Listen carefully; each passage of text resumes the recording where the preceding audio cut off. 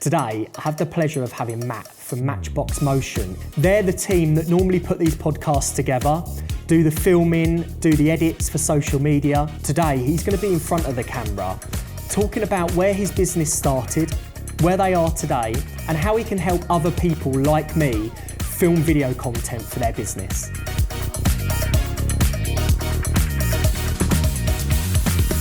So we've got a different one today. I've got Matt in the hot seat, and no one would have seen Matt in front of the camera before on these podcasts because you're normally behind them.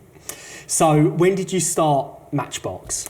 So we started Matchbox in 2016, actually. So me and my business partner Lee, we went to uni together, actually, and so we've known each other since 2009. Okay. So quite a long time now. Yeah. So we met at uni, became good friends there, and then post-uni, we actually worked for the same production company in London. It was started off as a traineeship, so I was trainee for 3 months, and then that developed into a role. So we both worked in Shoreditch for the best part of a year, learning the trade and stuff. We worked with some decent clients and stuff with MSN. I don't know if you remember MSN. Really? Old school. Yeah. Did some stuff with them and Schlumberger, which are a big oil company.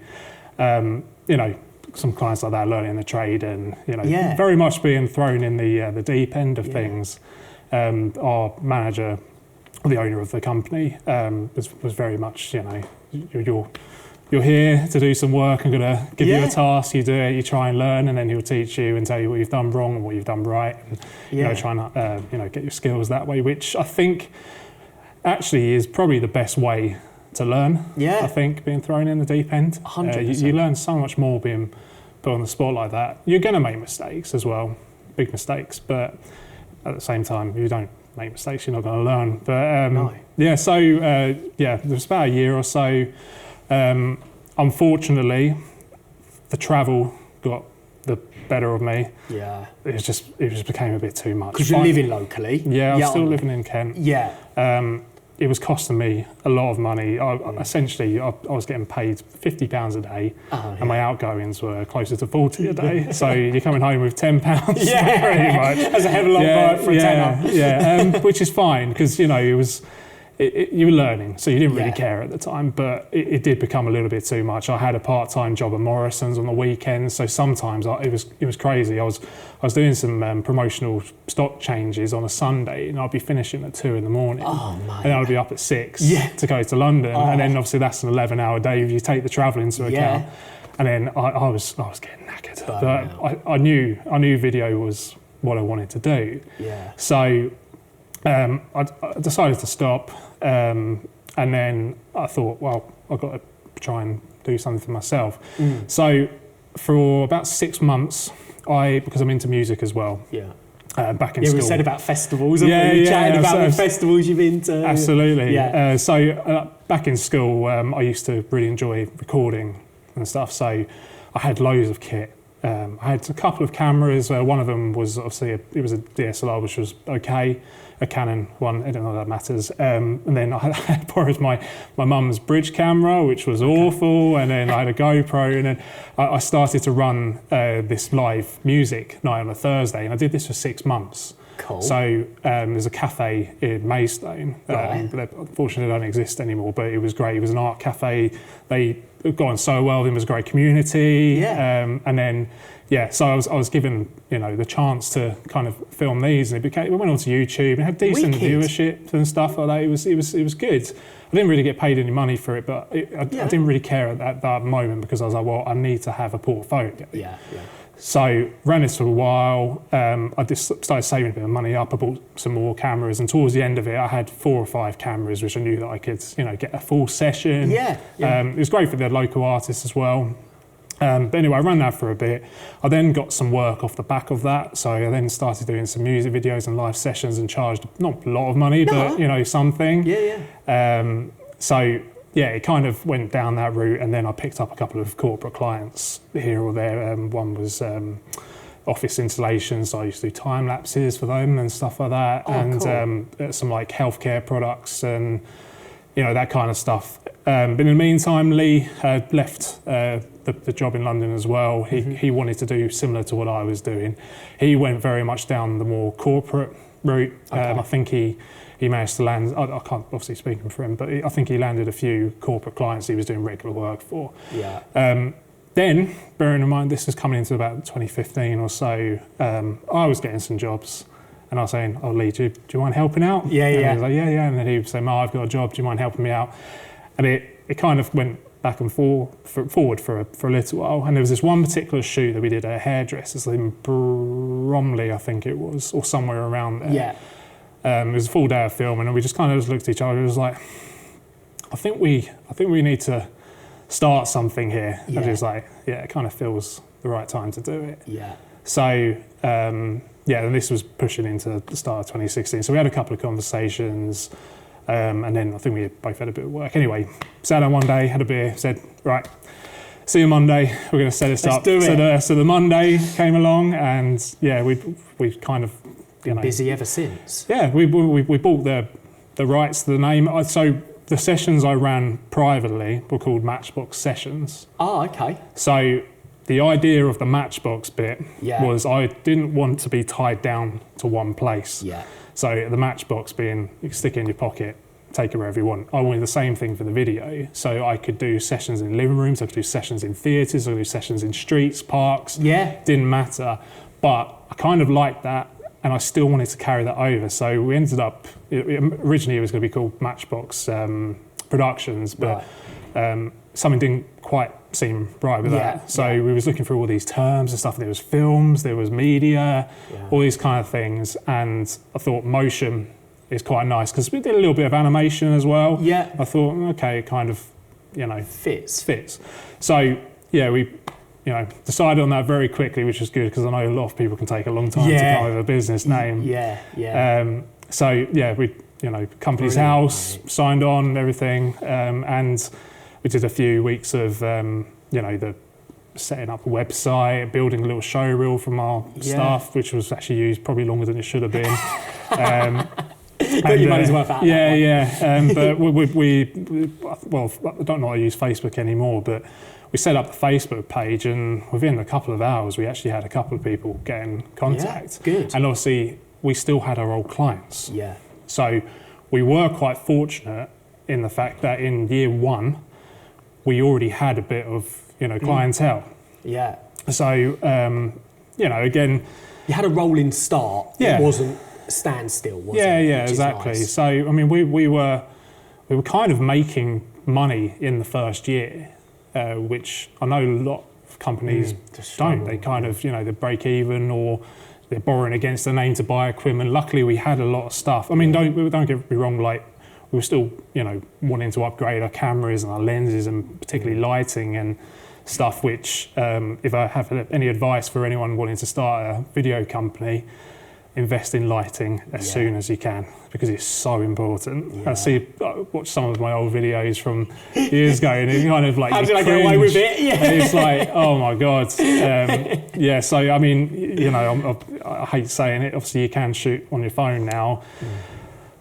There's another story, but you need to get your lighting. I mean, and that's what. So when I met you, I first reached out. Like I obviously know that I'm quite big on having. I like stuff to look professional and a good quality product. Really, by the end of it. So when I first reached out to you, it was about a day in the life video.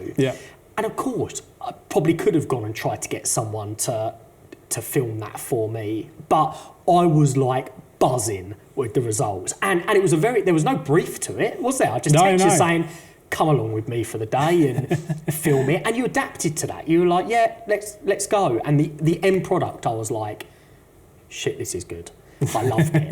And then obviously with the podcast, I remember giving you a call and just saying, look, I want to do a podcast interviewing local businesses, and I think I even referred to Stephen Bartlett. I wanted that. I wanted that level of quality, and there's a lot. You've got to have the equipment, the lighting set up, and you have to invest heavily in that to then draw the clients that you want, right? Yeah, of course. I mean, funny you should mention, obviously, Diary CEO.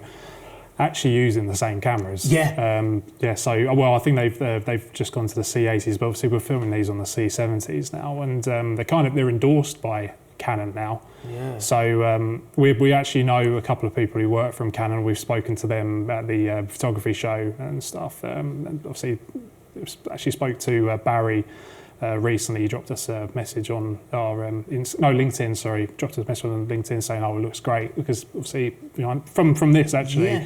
Saw the setups and stuff, and it seems we've taken a lot of inspiration from that anyway. Some variations, obviously they it's got a really high standard. Obviously, but what you produce, and like for people that don't know, you do all the editing for us. So all I have to do, or a client has to do, whoever's going to be using you, comes in, has a chat. And if it's for a podcast, and you guys do all the hype reels for me, you edit the carousel, so for Instagram, you put the whole, it is a one-stop shop. It's not like you then got to go to an editor's and get them to do it, and it just takes a lot of pressure off. Yeah, I mean, you want to get maximum value too, don't you? So, I mean, not that we have done a lot, but see, photography is another thing that gets thrown in as well. Some people want that. Obviously, we've got Jake behind the camera at the moment. He's doing some behind-the-scenes shots, which, I mean, initially, obviously, we set this up. I'm trying to push podcasts this year. So I was like, okay, well, I need some behind-the-scenes content to put on the website, and I like that anyway. I think it's good to see stuff from behind, as well as showing the final products. I mean, we've got a podcast page now. It's got the first episodes that you did with Ollie on that, but then it's got some imagery from which Jake took for us. But initially, it was I messaged you just saying, "Oh, do you mind if I bring someone along?"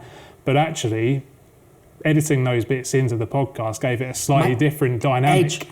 Something that I would have never have thought of, but actually it did. It kept it sort of.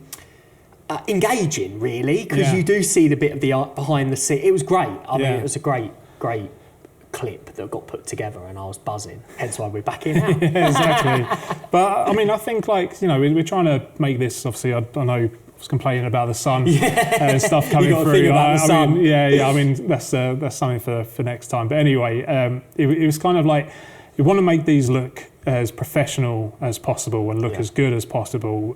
It's like shooting the shadow side and having key lights from all the technical stuff like that. But at the same time, people are engaging with, I use this term very lightly, but the small amateurish look using phones. We've filmed some conferences and stuff like in the e-commerce sector, and they're saying that unfortunately for us, but actually hasn't affected us that much at all, is engagement from phone footage on Instagram and stuff like that is really, a big thing. Yeah, it is, So we're kind of, in the market where, I mean, I'm not saying I want to be shooting, Spielberg style film. I'd love to, but that's not realistic. But I do want to be shooting some more, cinematic kind of, promo videos for companies and products in general. I love products, like real estate, etc., etc. But I know we're going to have a bit of both. So there'll be. I know we spoke about the reels before. I don't really do a lot of reels. No. Never for us. No. I don't think we've ever posted a single reel. And I know people said, "Why don't you do that? You're in the video industry." It's like, well, trying to do stuff like that on your own is a little bit more difficult. However, by going back to this and putting it in, you've got that kind of homemade-y feel within it. So it's kind of bringing you back a little bit. It works. And how diverse you guys can be, from literally driving around with me in my car to the setup that we've got here, 3 or 4 cameras, lights, and you can cater across the board. Yeah, absolutely. It was fun. It was really fun. I mean, you managed to get me in a smart car with my gimbal holding out to the screen. It was a good day, wasn't it? I mean, we got I know I'm complaining about the sun earlier, but it was such a lovely day when we filmed it, wasn't it? The weather was amazing. And for stuff like that, actually, kind of works really well. But Yeah, no, it was good your fun. direction going forward then, really. So podcasts, I mean, they're massive podcasts. Yeah. And I think they're probably only really going to grow. So that's a big area of interest for you guys that, you know, you can cater for this, can't you? Of course, yeah. I mean, you know, you're obviously, you know, saying the Diary CEO again. I mean, you've got so many other ones. I mean, Peter Crouch's podcast is done like fantastically well. Obviously, you've got Gary Neville on the football side of things. There's so many food-based podcasts now. You can podcast on anything really. Yeah. But I'd like some of my friends and stuff who listen to a lot of podcasts. I've never really done that. No, yeah. As such, mainly because if I'm in the car, I want to listen to music. Music, really. yeah. But I've always like loved them. Yeah. But I love watching them. Yeah. And I watch a lot. On YouTube and stuff, and every time I watch one, I'm like, I want to do more of these. I love the more engaging ones where they're kind of on location, and you know, maybe we might get to do something like in the future, but like you know, going around a location, say for instance, like I don't know, example like a vineyard or something, that'd be cool. And a walking, talking about the history and everything. I want to do more. So I did one for a housing company in Surrey. Okay. Fresh construction site, pretty much. I think the foundations were there. Maybe one of them had a little bit of growth, for lack of a better term. Yeah. But you know, we did a walking around the site and saying, "Oh, this is where the old stables used to be," and then we managed to find some old footage. Managed to actually get some, so we show some of the footage of that, and just saying, "Oh, the orchards used to be here." Talking about the history of the particular site, and it's quite engaging. It's got decent engagement online. Yeah. The viewership was really good, and ultimately, I think those properties are now probably built. Yeah. But yeah, it'd be good to go back again and, you know, combine the two. But you know, that's going slightly off a tangent. But even like you always say, every time I meet you, you're flying off to somewhere, and so you know your clientele is across the world, isn't it? Yeah, we've got some. Well, yeah. I mean, it's a few core kind of clients. Yeah, I understand. It's not. Yeah, I mean, it's. I wouldn't necessarily call it loyalty as such, but it's like, you know, if you do a good job and you're likable, you're personable, you're always on time, you know, turn projects around when you say you're going to. Yeah. People will, you know, treat you. Yeah. Well, yeah, they do. They will. There is a loyalty to. I wouldn't say a hard loyalty because, you know, you make one big mistake, they're going to find someone else. So you can't get too relaxed. Yeah, or complacent on something. But you've got to, if you're producing the right content and you're ticking the boxes what people want, you know, the time to go and find someone else and. You know, it's difficult. If you're doing what you say you're going to do, people will carry on using you, right? Yeah, well, I mean, that's the hope. I mean, we've been flown out to America a few times, and you know, people have asked you, say, why don't they get someone local? And yeah, they've got a point. They could get someone local, but if you've been working for a client for X amount of years, you've been doing, you know, what they've asked you to do for X amount of years, get it right all the time. Yeah. They know your business. They know exactly what you want.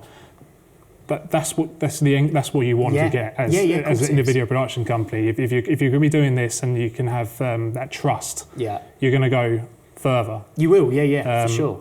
And I'm not saying that, you know, we're, you know, the biggest video production company in the country, because we're far from it, but you know, we have built up a decent client list over the last, well, it'll be 10 years this year. Yeah, so that's good going.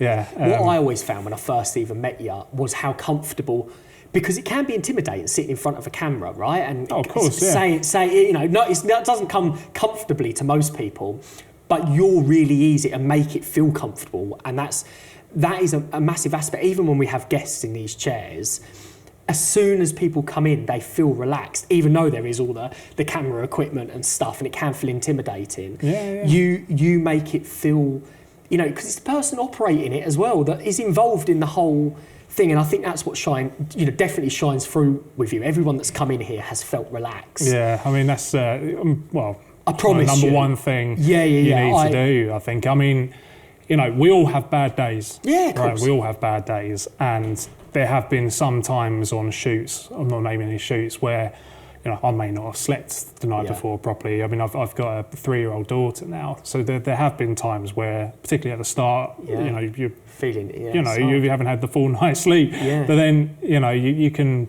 feel crap, but you can't look that way. You have still to show up to the best of your ability. Yes, absolutely. And, you know, I mean, you get back what you give. Yeah. If you're inviting and you're warm and friendly and stuff, you're going to get that back. Yeah, you do. You will. Even if the other person may not want to be there, or is, a lot of the time, nerves obviously get the best of people in these situations. They do. And, you know, if you can do anything to reduce that, you're going to get better content. They're going to feel happier about it, ultimately. And so were you taking on, so there's obviously the two of you business partners. Yeah. And then you have quite a few connections with other people, don't you, to help you on set. So if you need 5 people on set for whatever you're doing, you've got the resources to be able to accommodate that. 100%. Yeah, I mean, no, don't get me wrong, I'd love to have, you know, more full-timers, part-timers. You know, unfortunately, it's not financially viable for us, and that's something we want to grow, just being honest. You know, I'd love to, but what we have built, obviously, is a decent, you know, community around us of people who are in the same industry.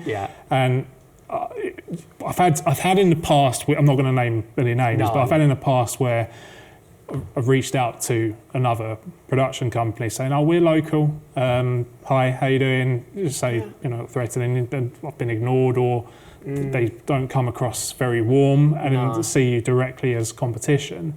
But yes, fine, that, like, technically, you know, some of the people who do work for us, I mean, they are competition. But I don't see it that way. Because, you know, at some point, they're going to need an extra pair of hands. We're going to need an extra pair of hands. So why would you know, do anything to tarnish that? Because you should be working together. Collab. Yeah. I mean, there's always enough business to go round a lot of the time. You know, there's always enough business. Yeah, sure, you might come up against each other every now and then, but is it the end of the world? No, we actually had a Rob, who runs Got the Shot, who you know, obviously, through Corkers, we actually were bidding on the same job once. And we actually spoke, we didn't realise that we were going against it. And in the end, obviously, one of us didn't. We were just having a joke about it, just saying, "Oh, you're getting on." It was like, "The edit's horrible." I'm joking. But, you know, you got to have a bit of a laugh with it. Of course, yeah. I mean, like, even in my industry, there's loads of competition, but there's enough to go round, right? Some you win, some you lose, and it's really not the end of the world. If you can get on with people, then I think you'll always be on the right side of it. Yeah, I think so. Yeah, it's it got to be nice in this world. Yeah, 100%. I think so.